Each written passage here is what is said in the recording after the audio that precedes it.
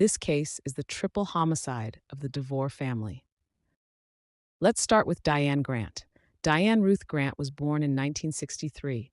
When Diane was in her late teens, she started dating a man from Gifford named Willie Lee DeVore, who was around her same age. The couple welcomed their first son, Marquise, in 1982 when Diane was 19 years old, and it appears the couple went on to get married. The day after Christmas, December 26th in 1987, 24-year-old Diane gave birth to a second son that they named Jatavius. Then on July 16th, 1992, Diane and Willie's daughter was born, a little girl they named Deanna. Diane, of course, loved all of her children equally, but when Deanna came along, she was thrilled to finally have a daughter, a mini-me that she could dress up, and one day look forward to all sorts of mother-daughter bonding activities that would cultivate a deep and loving relationship between girls and their mothers. The parenting dynamic in the DeVore household was one that many of us can probably relate to. Willie was your classic, easygoing, fun dad, while Diane was the one who kept the kids in line. Sadly, around 1995, 32-year-old Diane and Willie's marriage came to an end.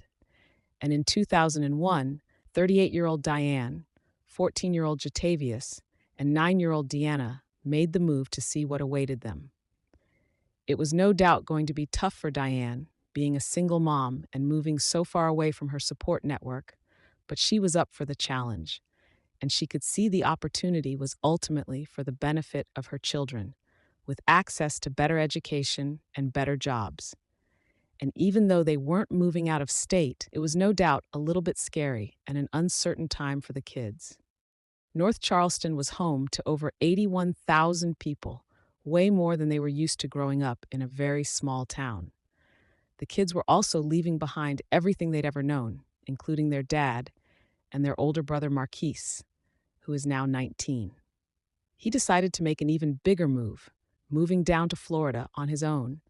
And not long after arriving in Jacksonville, Marquise met a 19-year-old woman named Sonia. They made a gorgeous couple, and soon they began seriously dating.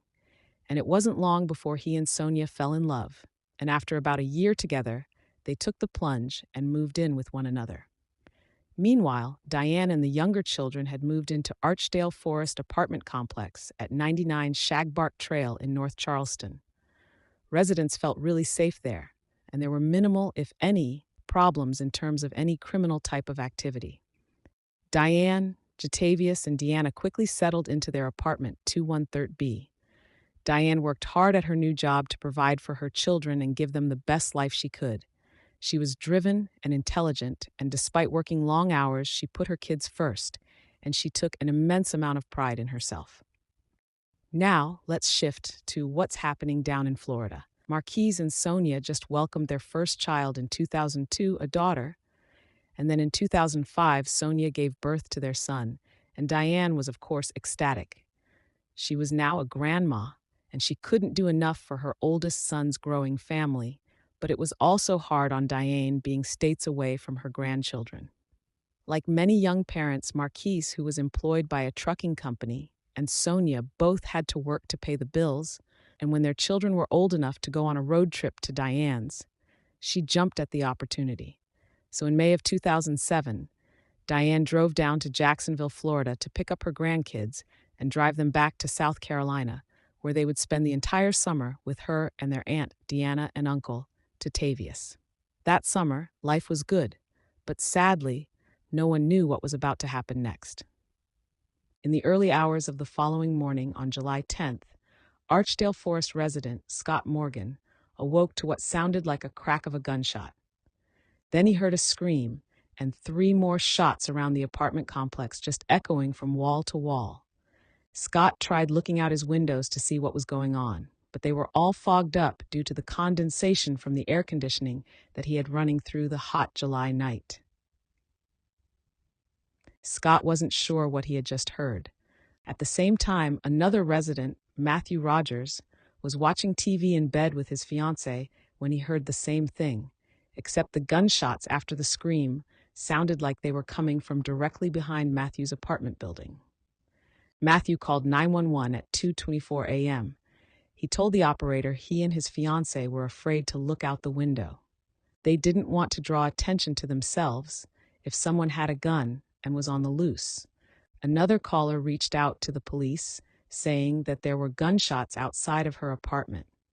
Getting a call like this from a neighborhood like this one was actually very unusual. It's known as a safe, quiet community. Dorchester County Sheriff's Deputy Patrolman Adam Smith and Joel Crisp were alerted and soon responded to the location in separate patrol cars. As Deputy Smith made his way onto Shagbark Trail, he kept an eye out for any suspicious vehicles or people that could be fleeing the scene. As he drove around the loop to his left, he saw an apartment door that was open in Building 213, and he could see a light on inside. So he radioed to Deputy Crisp to join him so they could approach the front door of the apartment together. It was apartment 230B. Deputy Smith slowly approached the door from the right with Deputy Crisp on the left. As the officers moved closer, Deputy Crisp could see inside the apartment. Right away, he saw what appeared to be two people lying motionless on the ground inside and about halfway between the kitchen and the back door. And both of them appeared to have suffered trauma to the head, possibly from a gunshot wound. Given that the resident, Matthew Rogers, had called 911 reporting gunshots, the deputies had no idea if someone was wielding a gun, and they were still inside the apartment. So they held their position and notified other responding units, including emergency medical services, who were quickly on their way. Sergeant Hill and Deputy Buckman soon arrived. Together, the four officers went inside the apartment unit. The layout was long and narrow.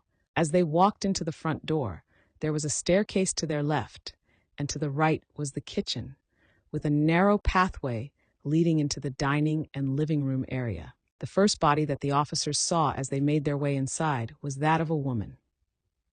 Then, as they moved further into the home, they saw another person lying next to the couch in the living room area.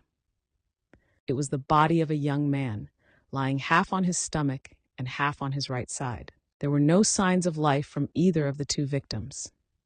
The officers began to secure and clear the residence. They were satisfied that there was nobody else downstairs, so they made their way up the stairs to where the bedrooms were. That's when they noticed there were two young children in one of these rooms, and they appeared to be asleep. But of course, they weren't sure if they were also victims. So the officers moved closer and realized that both of them had been spared.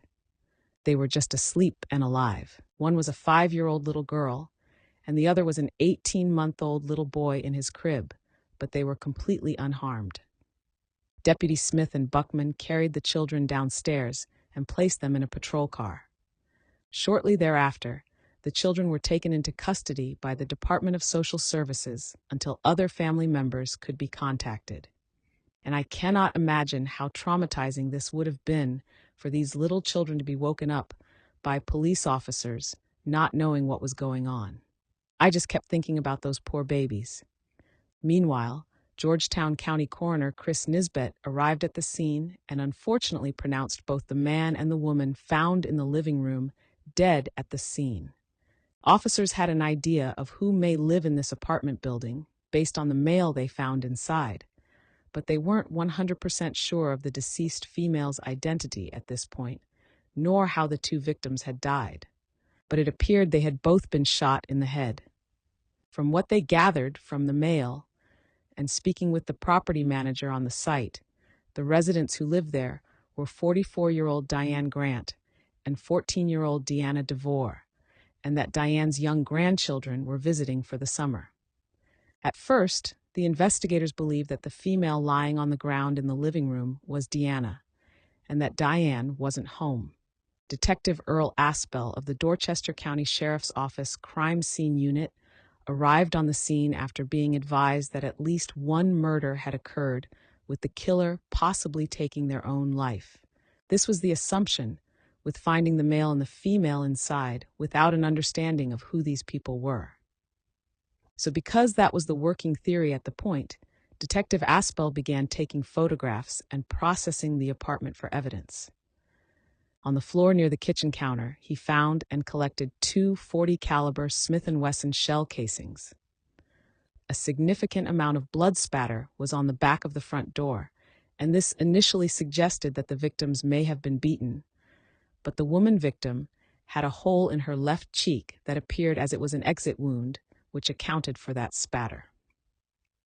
The bullet had then entered the wall on the right-hand side of the dining room table, 2 feet and 9 inches from the floor, exiting into apartment A next door. So Detective Aspel went to that apartment to ensure no one else was hurt.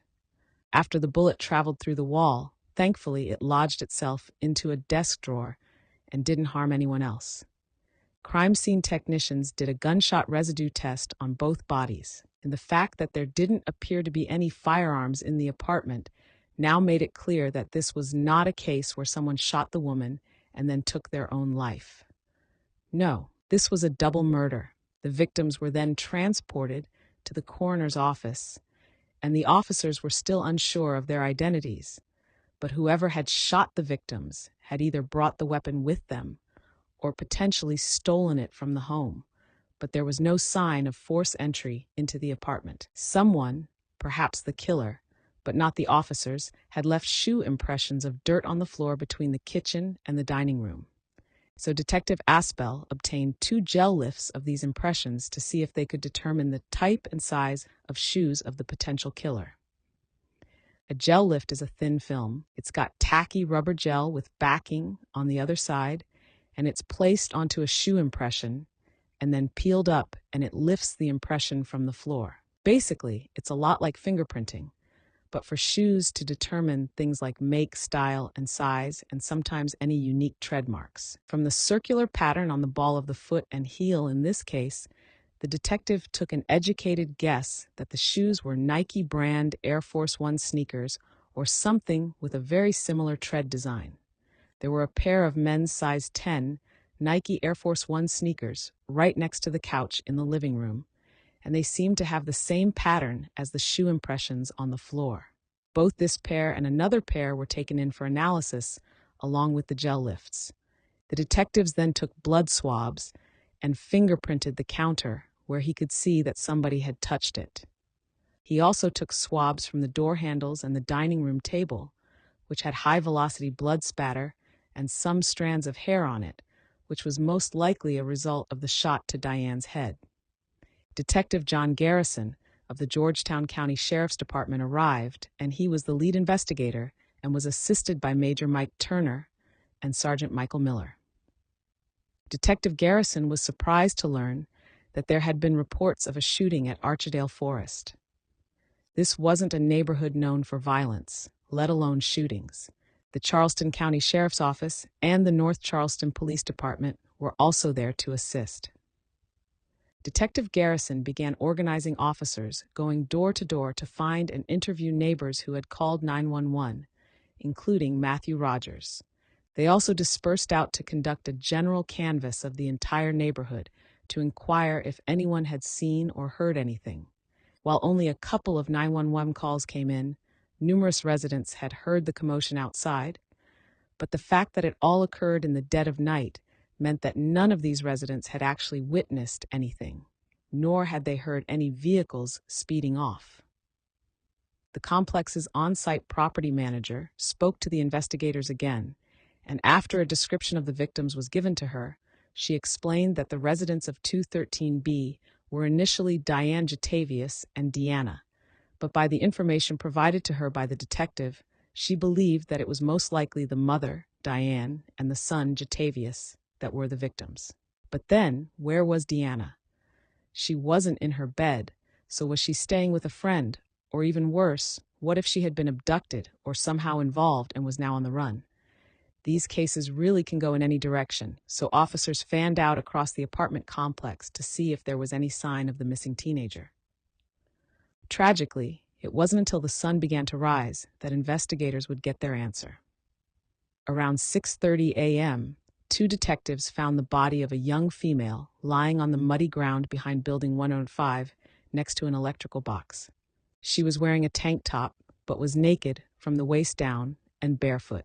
A pair of pajama bottoms with a pair of underwear were inside and placed on top of the electrical box. She was preliminarily identified as 14-year-old Deanna DeVore. The seasoned detectives had seen a lot in their careers, but still, Nothing prepares you for seeing something like this. It was just horrendous. They noticed that she had managed to run quite a bit away, since Building 105 was separated from Building 213 by a road, a small ravine, and 3 other apartment buildings. They wondered why she was so far from her home, but they theorized that she was, of course, running away from a killer. But also, she could have been trying to get the young children out of harm's way by luring the killer far away from the apartment where the children were sleeping in their beds. She was laying on her side, and it appeared as though she had been shot several times at close range. It also looked like she might have been the victim of a forced sex act due to her clothing being removed. In the grass near her body, there were 4 Federal brand .40 caliber shell casings, and underneath her body were 2 bullets of the same caliber. There were also shoe prints in the ground, which had been disturbed as if there had been a struggle of some kind in that area. As with Diane and Jatavius, the detectives conducted gunshot residue testing on Deanna, and they decided to take cement castings of the shoe prints that were in the mud. Back at the apartment, with the advantage of daylight now, the detectives noticed even more shoe prints in the mud near the front door, and those were also collected. It seemed they had the same sole pattern as the ones that were inside the apartment. Plus, there was a footprint left there as well. At the sheriff's office, the 6 shell casings were processed for latent fingerprints, but none were found. Once there was an official identification made of the 3 victims, the officers had to break the devastating news to Diane's surviving son, Marquis, and his wife, Sonia, down in Florida. Their children were visiting Diane. She'd been caring for them for the past 6 weeks or so. Diane, Jatavius, and Deanna had all been killed. It's the most unbelievable and unexpected and heartbreaking news a person can get. That's basically their entire family that had been murdered before Marcus even got the call. He was driving at work that morning, just driving along, when suddenly he said that he was overcome with a wave of emotion and just burst into tears. The 25-year-old was confused about why he was feeling that way. Not like this man to just start crying out of the blue, but he knew that something had to be wrong, but he had no idea what it was. When Marquise arrived back at the office, a detective from the Jacksonville Sheriff's Department was there to talk to him. She broke the news to Marquise, who was stunned. 3 of the most important people in his life were dead in a homicide. As Marquise struggled to come to terms with his shock and disbelief, his thoughts quickly turned to his own children. I know that I would be a complete wreck after hearing that news and knowing that my children were in that house. An immense wave of relief washed over him when he was told that his kids were safe and temporarily in the care of social services. Without hesitating, the heartbroken couple jumped in their car and made the drive to South Carolina. They were still trying to make sense of who could have possibly done something like this to their family. None of them had any enemies. They worked and they studied hard and they lived good, honest lives. At the same time, Detective Garrison needed to make inquiries as to whether Diane's ex-husband, Willie, knew anything about the slayings, because as we know, it's those closest to the victims who are often involved. Even though Diane and the younger kids had moved away from Gifford, there had still been a marriage that broke down. Even if an ex-spouse isn't involved, they need to be eliminated as suspects. So Willie told investigators he was just as confused as Marquise about who could possibly have done this. Who would target his family in such a brutal way? And he flatly denied having any involvement in this crime. Willie claimed he had been in bed at the time of the murderers because he had to be at work at 5 a.m., and this was corroborated by others who knew him. Willie knew that if he left the house during that time frame, his own security cameras would show that, and police were ultimately satisfied that he was home the entire night. The State Law Enforcement Division, which is known as SLED, oversaw the autopsies and the collection of evidence from the victims' bodies. As arrangements were being made for Deanna Jatavius and Deanna to be laid to rest back in their hometown of Gifford on the evening of July 16th, a vigil was held for them at the Tree of Life Ministries in North Charleston. Among the 175 people that paid their respects and came together to honor the victims were Jatavius's friend Usha Mackey and Diane's former supervisor Anthony Gilliard. On July 18th, just 2 days after what would have been Deanna's 15th birthday, Diane, Jatavius, and Deanna's loved ones had to say their goodbyes to them at their joint funeral. There were so many people anticipated for that service that it was actually held at the elementary school auditorium. To me, it is always heartbreaking to see more than one casket lined up next to one another, just a family gone all together. This was the moment everything became real for Marquise. He would never see his mother again, never see his younger brother and sister, who he'd always fiercely tried to protect. Now they were gone, and while Marquise was of course beyond thankful that his own children were physically unharmed, there was no denying that things would change forever. Diane, Jatavius, and Deanna were all buried at the Mount Zion Cemetery back in Gifford.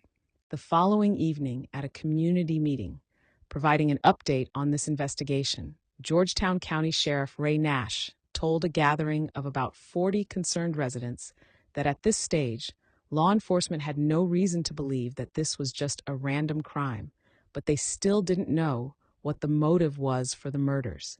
And of course, this did nothing to calm this community. They knew a killer was still on the loose.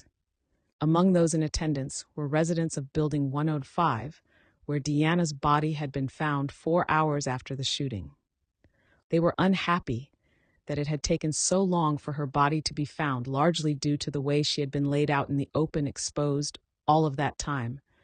Nor could they understand why it had taken so long for deputies to find Deanna, given that the 911 calls came from residents in Building 105 itself, because one caller said she heard gunshots right in the back of her apartment in Building 105.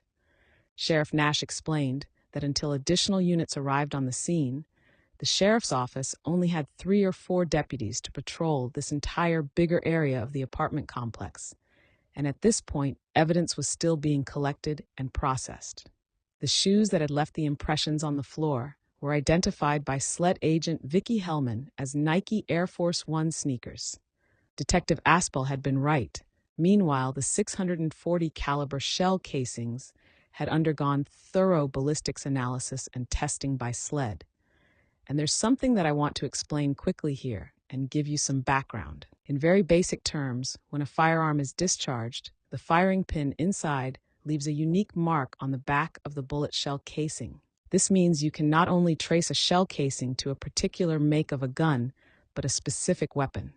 Again, this is sort of like fingerprinting, but for guns, and no 2 guns will leave the same mark on the shell casing. They always have their own very minuscule internal imperfections, so it would be impossible for the killer or killers to blame it on any other weapon. For all intents and purposes, all 3 shots looked to have come from identical gun. As the testing was being conducted on the markings on the shell casings of this triple murder, SLED agent Tracy Thrower found that not only had these all been fired from the same weapon, but the markings also matched shell casings from 2 separate shootings. 2 other shootings.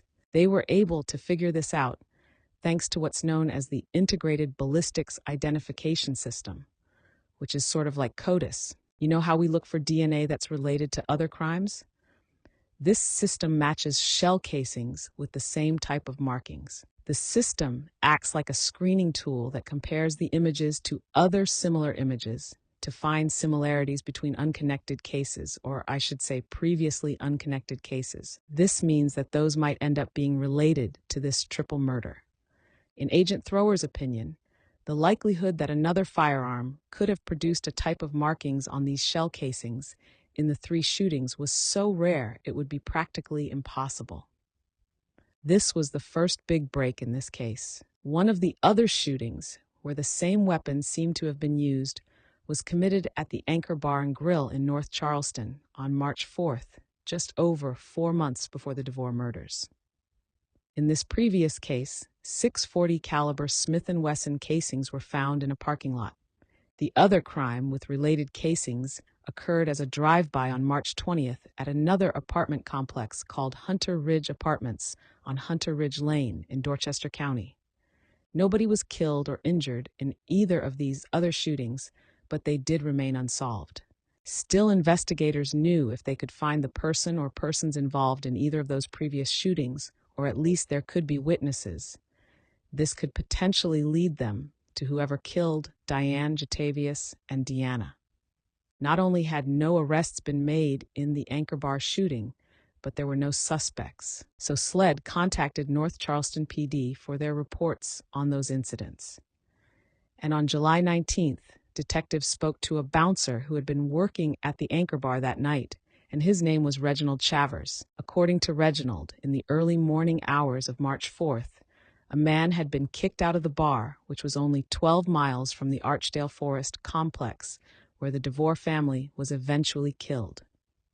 Reginald said he saw the patron walk across the parking lot and get into a black pickup truck. The vehicle's front and back passenger window was rolled down. As the pickup pulled away, the man inside picked up a semi-automatic handgun and fired a single shot from the back seat. Someone else sitting in the driver's seat then fired multiple shots using what seemed like a Tech-9 submachine gun. Reginald described the man in the back seat as being a shorter black male, around 5'4" to 5'5" feet tall, about 25 years old, with closely cropped hair. Police had already arrested someone for the shooting at the Hunter Ridge apartment, which was even closer to where Diane's apartment was, less than 4 miles away. His name was Xavier Walker, and he was currently out on bond. Several eyewitnesses who knew Xavier had identified him as one of the 2 shooters at the Hunter Ridge scene, and he was charged. But when investigators went to speak to Xavier about Diane Jatavius and Deanna's murders, he denied knowing anything about the slayings. He also denied being the shooter at Hunter's Ridge or the Anchor Bar. However, he said that he did have the name of the person who was with him on both of those occasions. He said on the night of March 4th, he'd been at the bar with his friend, 25-year-old Anthony Sanders. It was encouraging the detectives now had another person of interest, but they had no way of knowing whether Anthony was really involved, and if so, to what extent. Was Xavier the killer, and was he just trying to make his friend the scapegoat? They didn't know.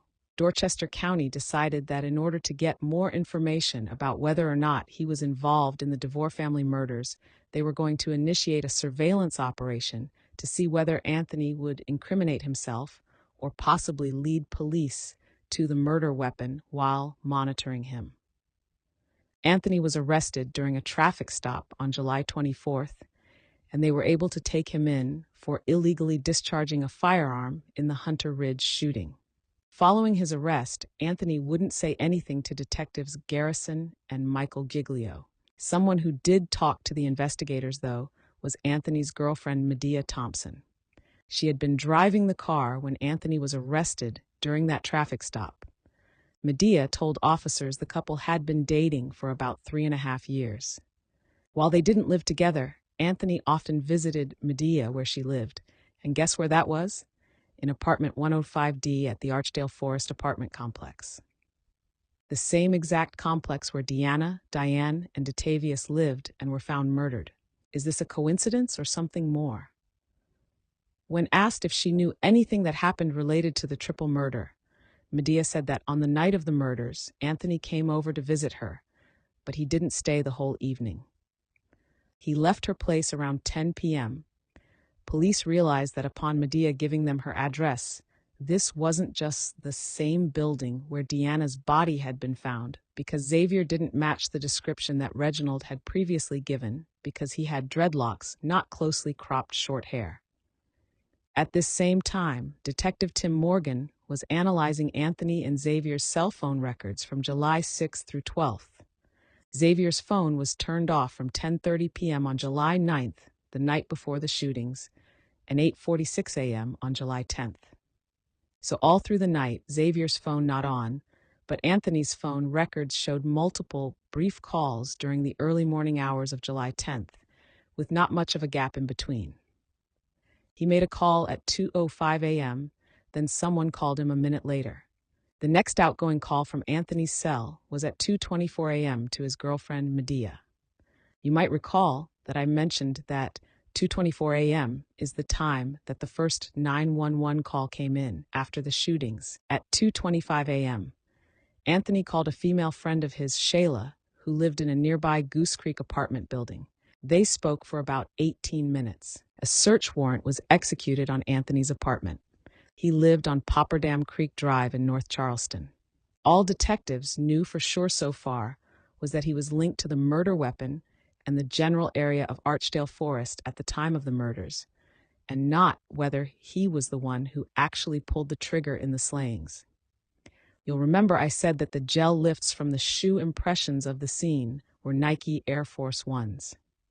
Well, investigators recovered 3 pairs of Nike Air Force One sneakers from Anthony's bedroom, which he shared with his twin brother Tony. But also inside this bedroom, law enforcement found a black Converse shoebox containing ammunition for a .32 caliber Derringer, as well as 3 federal brand .40 caliber Smith & Wesson bullets, the same caliber and make as the shell casings from the Anchor Bar and the Hunter Ridge shootings, and a triple homicide. Kind of interesting. Then under Anthony's bed was that .32 caliber Derringer itself and a .40 caliber Smith & Wesson shell casing manufactured by a company called RP. Investigators also found a safe next to Anthony's bed, and inside were the usual things you would expect to find. Photographs, letters, but there was also an arrest warrant and a newspaper clipping from July 12th, which included the story about the brutal DeVore family triple murder. Okay, that's super suspicious, but there was no sign of an actual murder weapon. Detective Garrison then interviewed Anthony's twin brother Tony about Anthony's whereabouts on the night of the triple murder. Tony stated that Anthony had stayed with his girlfriend Medea. He came home briefly around 11 p.m., but he said he later left to go back over Medea's apartment. Tony knew Anthony hadn't come home because Tony had been awake all night and he hadn't seen his brother. When police quizzed Anthony about where the .40 caliber handgun was, he denied ever owning any firearms. And that's when Detective Garrison hit Anthony with the news that if he didn't tell them where the weapon was, he would be charged with 3 counts of murder.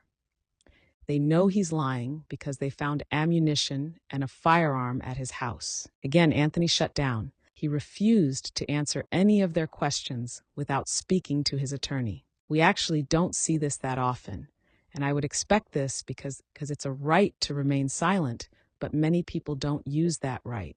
By now, the DNA from the semen samples from Deanna's clothing and her body had been run through CODIS, the National DNA Database, to see if there were any matches to any known offenders, and there wasn't. But DNA from semen taken from Deanna's pajama pants revealed a mixed profile from 2 individuals, and investigators hoped that they would soon be able to get a DNA sample from Anthony. What was so atypical about this whole investigation was that instead of a particular suspect being identified first and then cross-checking the forensic evidence, it was the forensic evidence of the gun casings themselves that had led them to Anthony. It's a little bit backwards. On August 2nd, Anthony was charged with the murders of Diane, Jatavius, and Deanna, but the murder weapon was still missing, and answers as to how Anthony even knew his victims and what his motive was remained unclear. In the meantime, Anthony's DNA had been collected, and it had been tested against what was found on Deanna's body and her pajama pants, as well as the front doorknob of the apartment. At the time, SLED didn't conduct DNA testing for male profiles using this test called a YSTR test, which identifies the Y chromosome, so the sample was sent to be run by another lab, a private lab. However, he was excluded as a contributor for the semen that was detected on Deanna's pajama pants, as well as the DNA found on the apartment doorknob, and that makes things confusing. I think it's safe to say that he had an encounter with Deanna, and it doesn't appear to have been consensual, and then she ended up dead from a weapon he was in possession of. On July 16, 2008, First Circuit Solicitor David Pascoe announced the state would be pursuing the death penalty.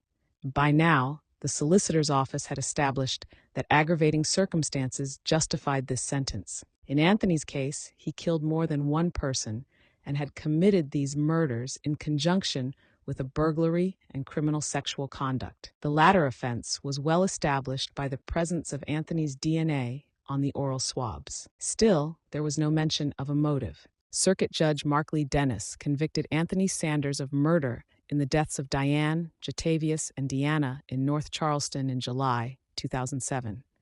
Dennis sentenced Sanders to life in prison without the possibility of parole. That concludes today's case. I will talk to you guys later. Peace.